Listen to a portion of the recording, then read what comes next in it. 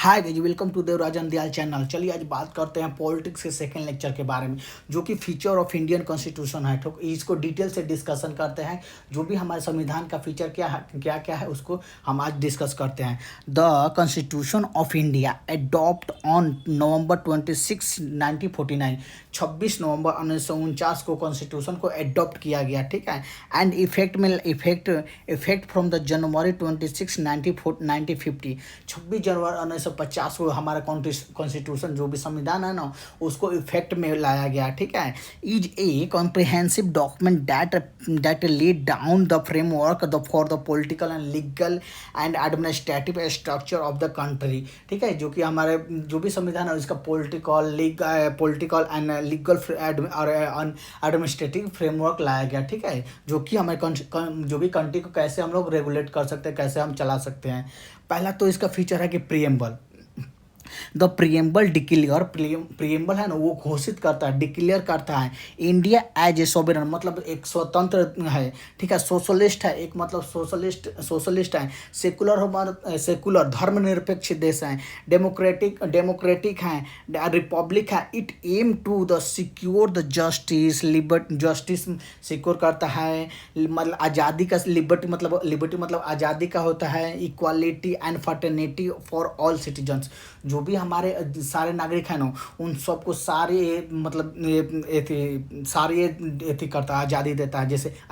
जैसे कि अब ये जैसे sovereign, socialist, secular, democratic, Republic and justice, liberty, equality and fraternity, इसको आगे चल के अलग अलग एक एक करके डिटेल से डिस्कस करते हैं, ठीक है। अब बात करते हैं सेकेंड की, लेंथेसाइड कॉन्स्टिट्यूशन। जो कि पहला तो फीचर क्या है, प्रीएम्बल है। सेकेंड है कि लेंथेसाइड, मतलब जो भी हमारा कॉन्स्टिट्यूशन है बहुत लेंदी है, मतलब उसको लेंथेसाइड रिटेन है। जो कि लिखा गया ना बहुत वर्ड है ना, टिपिकल वर्ड लिखा गया, ठीक है। The Indian constitution is one of the longest constitution. जो हमारा कॉन्स्टिट्यूशन है ना, हमारा संविधान है, बहुत लॉन्गेस्ट है इन द वर्ड, मतलब वर्ड्स में ना बहुत लॉन्गेस्ट है। And words with the 448 article, 448 article हैं, 25 पार्ट हैं, 12 शेड्यूल्स हैं। एंड 106 अमेंडमेंट हो चुका है। जो कि हमारे संविधान में 106 अमेंडमेंट हो चुका है अभी तक। दिस लेंथ है is due to the detail provision of the various aspect of the government and inclusion of both federal and unity feature, ठीक है। फेडरल एंड यूनिटी फीचर में अब बात करते हैं sovereign, socialist and secular and democratic, जो कि हमारे प्रीएम्बल में दिया गया है। उसको डिटेल से डिस्कस करते हैं। मतलब सॉवरेन मतलब क्या होता है, India is a free from external control.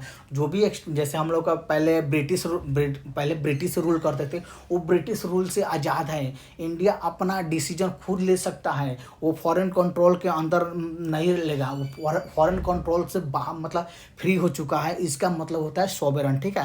And socialist मतलब होता है emphasise social and economic equality. जो भी मतलब सोशल इकोनॉमिक है ना उसको बढ़ावा देता है कि हमारे सोशल और इकोनॉमिक इक्वालिटी बराबर है, ठीक है। सेकुलर्स मीन्स होता है ensure the equal treatment for all religious. इस मतलब ये सेकुलर्स मत होता है ना, धर्मनिरपेक्ष होता है।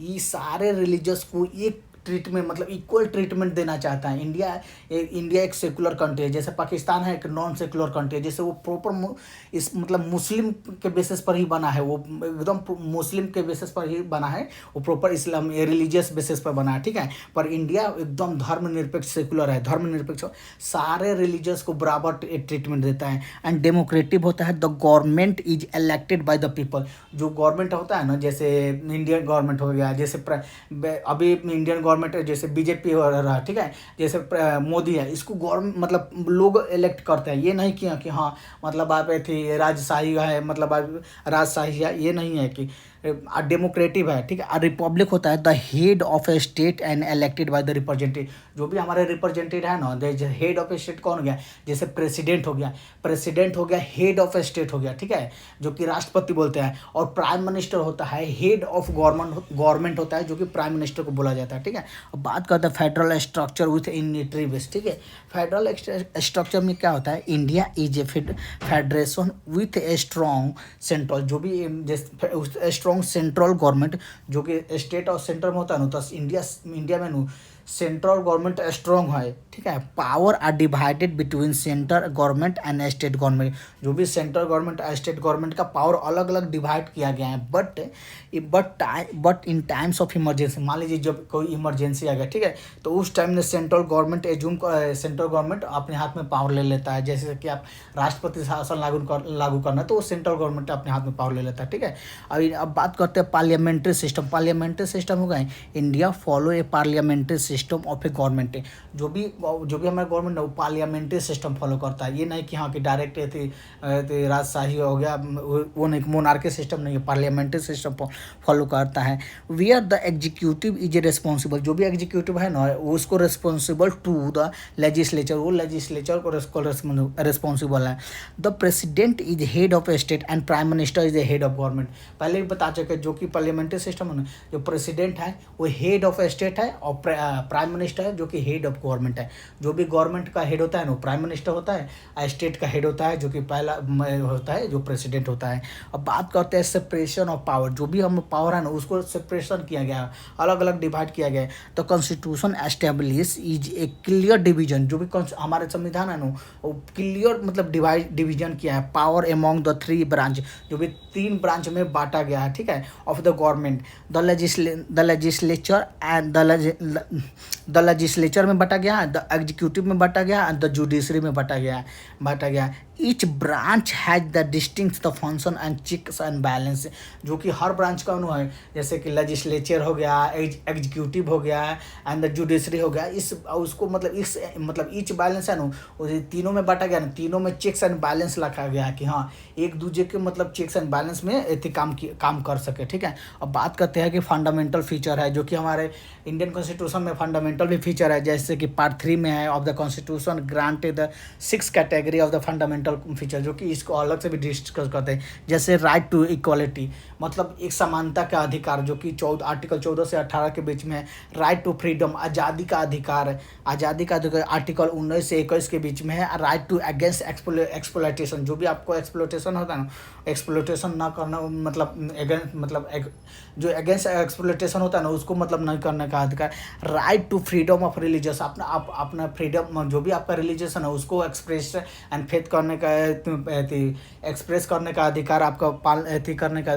कल्चरल एंड एजुकेशनल रेमेडीज, मतलब राइट, जो कल्चरल एंड एजुकेशनल राइट हो गया। राइट टू कॉन्स्टिट्यूशनल रेमेडीज हो गया, आर्टिकल 32 आता है, ठीक है। अब बात करते हैं directive principle of the state policy हो गया। इसमें क्या क्या होता है, पार्ट 4 में ऑफ द कॉन्स्टिट्यूशन, इसमें होता है ना outline directive principle which are the guideline for the state to following the order to promote the social and economic welfare। जो भी सोशल इकोनॉमिक वेलफेयर है ना वो directive principle of the state policy में फॉलो किया जाता है, ठीक है। They are the principle not justiciable, ये जस्टिसेबल नहीं है यहाँ कि आपको ये नहीं होगा तो आप जाके कर सकते हो, but they are the fundamental in the governance of the country.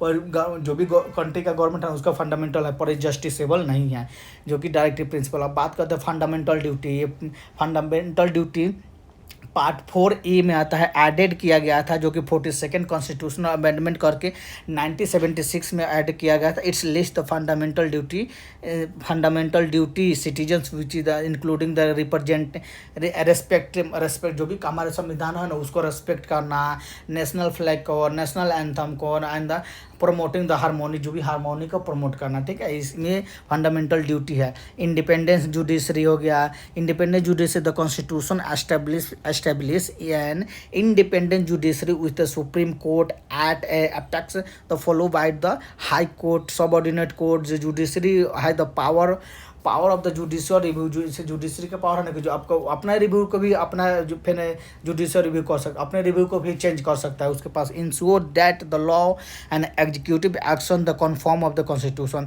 Single citizenship है, जो कि हमारे इंडियन कॉन्स्टिट्यूशन में सिंगल सिटीजनशिप है। यूनिवर्सल एडल्ट सफरेज है, जो भी every citizens of India, universal adult suffrage क्या होता है, every citizens of India who is 18 year of age और ओल्ड, 18 ईयर मतलब जो भी 18 साल का हो गया, regardless of a caste, creeding, religious, gender, has the right to vote। मतलब उसका 18 साल के बाद आप वोट देने के मतलब योग्य हो जाते हैं। इमरजेंसी का प्रोविंस है, जैसे इमरजेंसी में हो गया, जैसे नेशनल इमरजेंसी है, नेशनल इमरजेंसी में हो गया कि जैसे कि इंदिरा गांधी जी लगाए थे। स्टेट इमरजेंसी जैसे प्रेसिडेंट रूल हो गया। फाइनेंशियल इमरजेंसी अभी तक एक को बार नहीं लगा गया है फाइनेंशियल इमरजेंसी।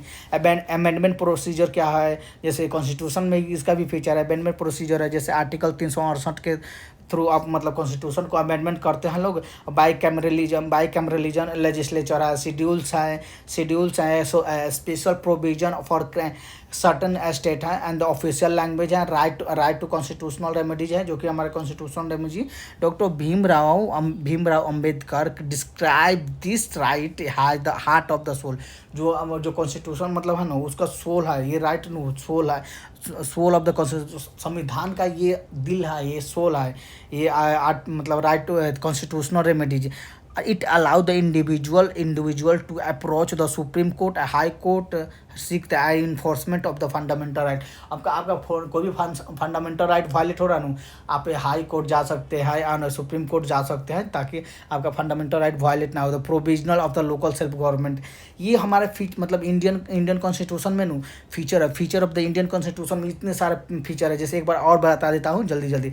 जैसे प्रियम्बल हो गया, लेंथ साइड कॉन्स्टिट्यूशन हो गया, वो सोवेरन हो गया, सोशलिस्ट हो गया, सेकुलर हो गया, डेमोक्रेटिक हो गया, रिपब्लिक हो गया, federal structure with the unitary basis हो गया, पार्लियामेंट्री सिस्टम है, सेपरेशन ऑफ पावर है, फंडामेंटल राइट है, directive principle of state policy है, फंडामेंटल ड्यूटी है, इंडिपेंडेंट जुडिशरी है, सिंगल सिटीजनशिप है, यूनिवर्सल एडल्ट सफरेज है, इमरजेंसी प्रोविजन है एंड अमेंडमेंट प्रोसीजर है, जो भी संविधान को संशोधित करते हैं। अमेंडमेंट प्रोसीजर है, बाईकैमरल लेजिस्लेचर है, जो कि लोकसभा हो गया, राज्यसभा हो गया, एक बाई कैमरल लेजिस्लेचर हो जाता है।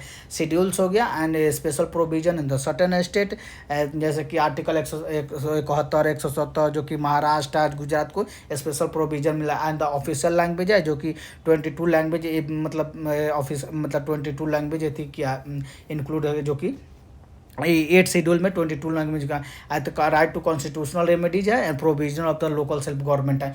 ये सारे हमारे मतलब फीचर है, जो भी ये सारे फीचर है।